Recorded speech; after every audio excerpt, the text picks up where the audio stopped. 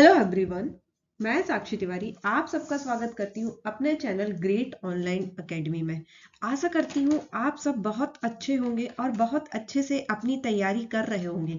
ये जो आज का चैप्टर है वो है हमारा सामान्य प्रबंधन सब्जेक्ट का, जो कि एमपी पटवारी में आने वाला है।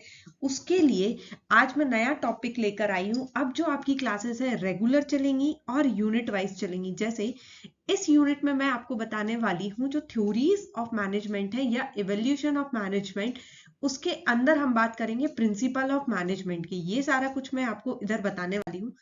फर्स्ट हम बात करते हैं जो इवोल्यूशन ऑफ मैनेजमेंट थ्योरीज कैसे आया और कौन कौन सी है। तो सबसे पहले जो हमारी इवोल्यूशन ऑफ थ्योरीज हुआ, मतलब मैनेजमेंट में हम देख सकते हैं हमारे पास 3 टाइप की थ्योरी होती है, classical, classical, neo classical and modern theory. अब इन सारी थ्योरीज में भी अलग अलग टाइप से चीजें अप्रोचेस दी हुई है। जैसे क्लासिकल जो थ्योरी है उसमें क्या क्या अप्रोच है, साइंटिफिक मैनेजमेंट, एडमिनिस्ट्रेटिव, ब्यूरोक्रेटिक। और उसके बाद नियो क्लासिकल में, इसको आप थोड़ा सा याद रखिएगा, ये यहाँ पर नियो क्लासिक का है, ये वाला चार्ट इससे अटैच नहीं है। क्लासिकल में सिर्फ आपकी 3 है, scientific management, strategic management approach, bureaucratic approach. ये हमारी कौन सी है, क्लासिकल थ्योरी की जो 3 टाइप्स की अप्रोचेज है वो है। उसके बाद हम बात करते हैं न्यू क्लासिकल में 2 अप्रोच होती है, human relation approach and behavioural approach. ये आपकी किस चीज में है, नियो क्लासिकल थ्योरी में आएगी। फिर आता है modern system. Modern system approach में क्या होता है, क्वांटिटेटिव है, सिस्टमैटिक अप्रोच है, कंटिजेंसी अप्रोच है और एक्सीलेंस अप्रोच है। ये हमारी आती है किसमें, मॉडर्न थ्योरी में। अब इसके बाद हम बात करते हैं कि जो क्लासिकल थ्योरी है वो क्या होती है और कब कब आई। तो क्लासिकल जो थ्योरीज है वो हमारी रही थी 1900 से 1930 तक, यहां पर क्लासिकल थ्योरी काम करी। फिर 1930 के बाद हमारी आई थी कौन सी, न्यू क्लासिकल, देन हमारी आई थी मॉडर्न। अब क्लासिकल थ्योरी में क्या हुआ था, इसमें एक आपको याद होगा क्लासिकल थ्योरी में स्टिमुलस रिस्पांस की बात करी गई थी, रिलेशनशिप बर्कले-स्पलर। अब इसमें क्या हुआ था कि जो क्लासिकल थ्योरी जब दी गई थी तो उसमें लोगों को क्या किया जाता था, organisation as a machine and worker are integral part of the machine, ऐसे ट्रीट किया जाता था कि मतलब जो वर्कर्स है उनको काम करना है। They consider efficiency of organisation can be raised by making work efficiency. ठीक है। अब उसके बाद क्या होता है, ये हमारी क्लासिकल अप्रोच थी, ये कब 1900 से 1930 तक आई। अब इसमें हम बात करते हैं सबसे पहले साइंटिफिक मैनेजमेंट की। देखो यहाँ पर क्या है, मैं क्लासिकल अप्रोच में आपको बताती जाऊंगी कि कौन सा टाइम पे कौन से थिंकर आए। जैसे साइंटिफिक मैनेजमेंट के टाइम पे आपको याद रखना होगा, एफ.डब्ल्यू. टेलर आए थे। एफ.डब्ल्यू. टेलर आए और एफ.डब्ल्यू. टेलर ने साइंटिफिक मैनेजमेंट की बात करी और इनको क्या बोलते हैं, FW. Taylor father of scientific management. This is very important, इनको फादर ऑफ साइंटिफिक मैनेजमेंट कहा जाता है। और इनकी अप्रोच क्या थी, his approach based on increase the productivity through the application of scientific methods. मतलब ये बात कर रहे थे कि जो साइंटिफिक मेथड है उस पे आपको स्टडी करना है। Taylor theory was time study, मतलब इसकी इनकी जो थ्योरी थी ना वो based on the time study पे। अब उसके बाद क्या आया हमारा, एडमिनिस्ट्रेटिव मैनेजमेंट अप्रोच। जब एडमिनिस्ट्रेटिव मैनेजमेंट अप्रोच आया तो इसमें थे हेनरी फेयोल। देखो साइंटिफिक मैनेजमेंट के में कौन थे, एफ.डब्ल्यू. टेलर थे। एडमिनिस्ट्रेटिव मैनेजमेंट में कौन थे, हेनरी फेयोल थे। इन्होंने study the function and principle of management, यदि आपको याद हो तो इन्होंने 14 प्रिंसिपल ऑफ मैनेजमेंट दिए थे। मैं आपको वो सारे भी बताऊंगी। जैसे कि अभी क्या है, मैं साइंटिफिक मैनेजमेंट पे बात करूंगी, एक एक टॉपिक को डीप में जाके पढ़ेंगे और बहुत वन लाइनर टाइप पढ़ेंगे कि आपको याद रहे। ब्यूरोक्रेटिक अप्रोच क्या थी, ये किसने दी थी, इसमें मैक्स वेबर का बहुत बड़ा योगदान है, किसमें, ब्यूरोक्रेटिक अप्रोच में। अब ब्यूरोक्रेटिक अप्रोच में क्या था, this is particular form of organisation is known as government and military organisation. Bureaucratic में होता है, गवर्नमेंट और मिलिट्री ऑर्गेनाइजेशंस में होते हैं। अब ये कैसे होते हैं हमारे, जैसे आपको पता होगा ना, मिलिट्री में एक हायरार्की होती है कि सबसे पहले ये काम करेंगे, कर्नल होंगे, और जो भी आपकी पोस्ट होती है, कांस्टेबल होते हैं, दरोगा, वॉट एवर जो भी है, hierarchy I don't know about military, ऐसे गवर्नमेंट में होता है। जैसे कि आपको पता है फर्स्ट पोजीशन पे जो गवर्नमेंट में रहेगा, जिनको हम जानते हैं आईएएस रहेंगे, आईपीएस रहेंगे, उसके बाद एसडीएम रहेंगे, वो सेम रैंक होल्डर्स होते हैं, डीएसपी, एसपी। उसके बाद हमारे ये आ जाते हैं इंजीनियर्स, आ जाते हैं ग्रेड 2 के, जो आपके सीई होते हैं, चीफ इंजीनियर्स होते हैं, एग्जीक्यूटिव इंजीनियर्स होते हैं। तो एक प्रॉपर हायरार्की होती है ब्यूरोक्रेटिकल अप्रोच में। अब हम बात करते हैं, जब देखो ये सारी चीजें कर ली, तो साइंटिफिक मैनेजमेंट के कुछ प्रिंसिपल्स और टेक्निक्स थी। यहाँ पर आपको याद रखना है कि साइंटिफिक मैनेज की जो प्रिंसिपल और कुछ टेक्निक थी, वो किसने दी थी? यहाँ पर टेलर ने।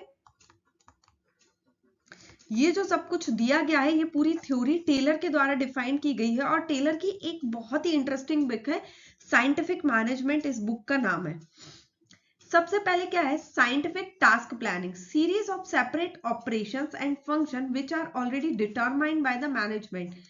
मतलब इनसे साइंटिफिक टास्क प्लानिंग का मतलब था कि आपका जो भी टास्क है या जो भी आपके स्टैंडर्ड है, उनको प्लान करो पहले से, ठीक है। Differential piece rate system, there is a direct link between remuneration and productivity of motivation for employee, ठीक है। आपका मतलब डिफरेंशियल पीस रेट सिस्टम था, इसको मैंने आगे और अच्छे से एक्सप्लेन किया है, मैं और एक्सप्लेन करूंगी। कोऑपरेशन नॉट इंडिविजुअली, मतलब सबको कोऑपरेशन करना है, आपको सिर्फ अपना गोल नहीं देखना है। देखो मैनेजमेंट का सबसे पहला तो पर्पस होता है कि you have to correlate your goal with the organisation goal, ये आपको सबसे पहले तो ये याद रखना है, ठीक है। दूसरा था scientific selection and training, worker should be selected on scientific basis, मतलब ऐसे नहीं कि ये आपका रिश्तेदार है तो उसको उठा लो, नहीं, हम उसकी एक्सपीरियंस देखेंगे, उसका एप्टीट्यूड देखेंगे, उसकी स्ट्रेंथ है कि नहीं है। ये सारी चीजें इन्होंने बताई थी प्रिंसिपल ऑफ साइंटिफिक मैनेजमेंट में, और ये टेलर ने दिया था। उसके बाद हम बाद में बात करेंगे एडमिनिस्ट्रेटिव अप्रोच में, जहां पर हम फ्योल के 14 प्रिंसिपल ऑफ मैनेजमेंट पढ़ने वाले हैं। इसके बाद एक बहुत इंपॉर्टेंट दिया था इन्होंने, फंक्शनल फोरमैनशिप। अब फंक्शनल फोरमैनशिप क्या था? Supervision and give the direction, मतलब इसमें इन्होंने दो चीजों को डिवाइड किया था, सुपरविजन और आपको डायरेक्ट करना है। 8 person direct the activities of the workers, तो टोटल 8 पर्सन यहाँ पर थे। अब वो मैं आगे देखती हूँ कि क्या क्या था। सबसे पहला था प्लानिंग लेवल था और प्रोडक्शन लेवल। अब प्रोडक्शन लेवल पे कौन था? फर्स्ट जो था प्लानिंग लेवल पर आपके ऑलमोस्ट क्लर्क्स हैं, तो प्लानिंग लेवल पे था इंस्ट्रक्शन क्लर्क। ये क्या है? आपको इंस्ट्रक्शंस देगा, जो भी आपके वर्कर्स वगैरह हैं सबको इंस्ट्रक्शन प्रोवाइड करेगा। Time and cost clerk, set the time table for doing a job, मतलब इसमें आपको एक फिक्स्ड टाइम दिया जाता था, fixed time for particular job,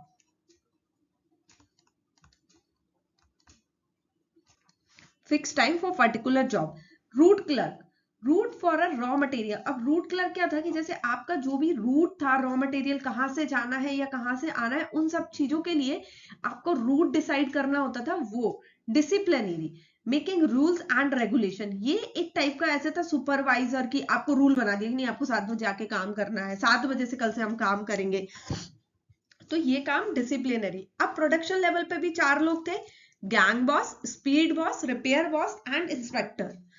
तो जो हमारा गैंग बॉस था वो क्या करता था? Gang boss arrangement for the tools, worker and equipments, मतलब जो भी आपको टास्क करने के लिए या काम करने के लिए टूल्स की जरूरत है, टूल्स, वर्कर्स, मतलब ऐसे नहीं है कि आपके पास 100 वर्कर हैं तो एक ही जगह 100 भेज दिया, दूसरी जगह दूसरे सेक्शन में कोई काम ही नहीं कर रहे हैं, नहीं, जहां पर कितने लोगों की जरूरत है उतने लोगों को भेजना। ये कौन काम करता था? Gang boss.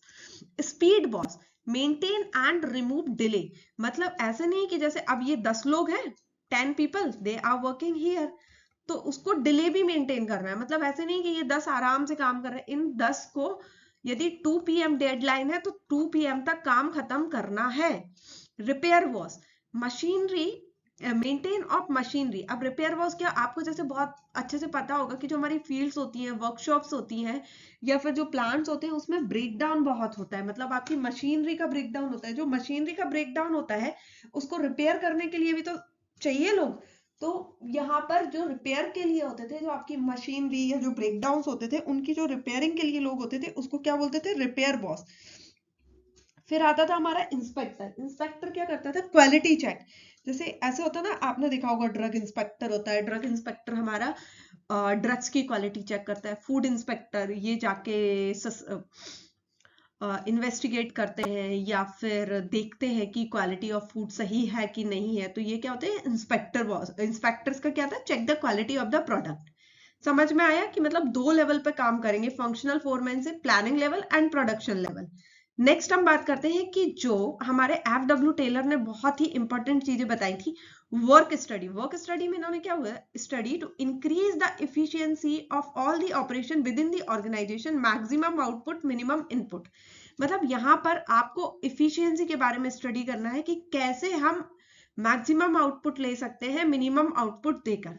Time study, standard time for particular job. जैसे कि मैंने प्रीवियसली भी बताया था, टाइम स्टडी की मतलब जैसे ये काम है उसको 4 आवर्स में पूरा होना है, मतलब होना है, मतलब ये एक पर्टिकुलर टाइम दे दिया था। मतलब ऐसे नहीं है कि आपको ये धागा बुनना है तो आप बुनते रहो दिन भर, नहीं, आपको एक ब्रैकेट दिया जाता था। Motion study, movement of the body to perform the particular job. ये हमारी एक साइंटिस्ट या थ्योरिस्ट हम बोले या थिंकर, मैनेजमेंट थिंकर बोल सकते हैं, उन्होंने दिया था, गिलविथ, I think, I am not sure about the name, उनका नेम भी मैं आगे के चैप्टर्स में बताऊंगी आपको। उन्होंने दिया था कि टोटल 17 मूवमेंट से, थंबरलिन बोलते हैं उस चीज के लिए, ये मैं आपको आगे बताऊंगी। ऐसे ही टर्म्स आपसे एग्जाम में पूछे जाएंगे। Differential piece wage plan, payment is based on efficiency. मतलब यदि आप 4 घंटे में काम कर रहे हो, देखो इसमें क्या था, डिफरेंशियल पीस वेज प्लान में payment is based on the efficiency. आप बहुत एफिशिएंट हो, 6 आवर्स का जॉब है, लेकिन यदि आपने 4 आवर्स में कंप्लीट कर लिया, ओके, तो आपको पेमेंट क्या, पूरा पेमेंट मिलेगा, प्लस जो आपने टाइम बचाया है ना उसका भी आपको पेमेंट मिलेगा। ये था ये standardisation, physical attitude of product and its meets the requirement and need of the customer. आपको स्टैंडर्डाइजेशन क्या है? मतलब जो भी आपने बनाया है प्रोडक्ट, वो जो स्टैंडर्ड रखे गए उससे मीट कर रहा है कि नहीं कर रहा है, ये वाला था। तो ये हमने यहाँ पर कुछ चीजें देखी जो क्या थे,